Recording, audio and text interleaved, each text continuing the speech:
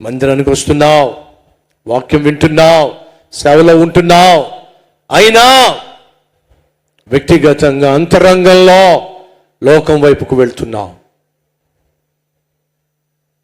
లోకపు ఆలోచనల వైపుకు వెళుతున్నావు, లోకంలో ఉన్నటువంటి పాపిష్టి ఆకర్షణల వైపుకు వెళుతున్నావు. జాగ్రత్త, ప్రమాదకరమైనటువంటి మార్గంలో నువ్వు ఉన్నావు. యెరూషలేము నుండి దిగే ఎరుకకు వెళుతున్నప్పుడు ఆ మార్గం ప్రమాదం. దొంగల చేతిలో పడ్డాడు. దేవుడిచ్చినటువంటి ఆజ్ఞను, సేవను, పరిచర్యను పక్కన పెట్టి యుప్పేకు దిగిపోయి తర్షీషుకు వెళ్తున్నాడు.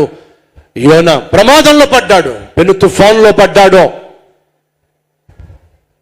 దేవుడిచ్చిన బరువు బాధ్యతలను పక్కన పెట్టి ప్రేమ దోమ అని చెప్పి తిమ్నాతుకు వెళుతూ సింహం ఎదుట పడ్డాడు. సంసోను ప్రమాదంలో పడ్డాడు.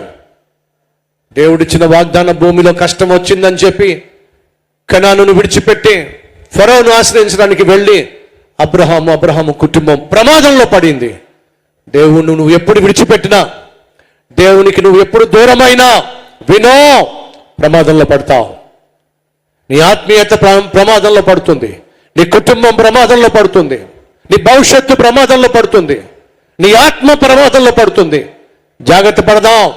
ఈరోజు దేవునికి ఒక మాట ఇద్దాం. ప్రభువా, చచ్చిపోయేంత వరకు నిన్ను నేను విడిచిపెట్టనయ్యా, నీ సన్నిధికి నేను దూరం కానయ్యా, వెనక్కి తిరిగి లోకం వైపుకు చూడనయ్యా.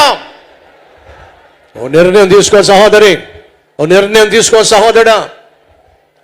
నువ్వు కష్టాల్లో వచ్చావు, శ్రమల్లో వచ్చావు, ఇరుకు ఇబ్బందుల్లో వచ్చావు, వ్యాధి బాధల్లో వచ్చావు, నిరుద్యోగంతో వచ్చావు, గర్భఫలం లేక వచ్చావు, అనారోగ్యంతో వచ్చావు, ఆర్థిక సమస్యలతో వచ్చావు.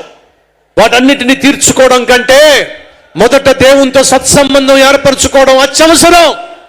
నా నీతిని, నా రాజ్యాన్ని మొదట వెతకండి, అప్పుడు అవన్నీ మీకు ఇస్తాను. ఈరోజు నీకు కావాల్సింది ఏడో తెలుసా? దేవునితో సత్సంబంధం. దేవునికి నీకు మధ్య పాపము రాకుండా, లోకము రాకుండా పరిశుద్ధమైన జీవితం నీకు అత్యవసరం.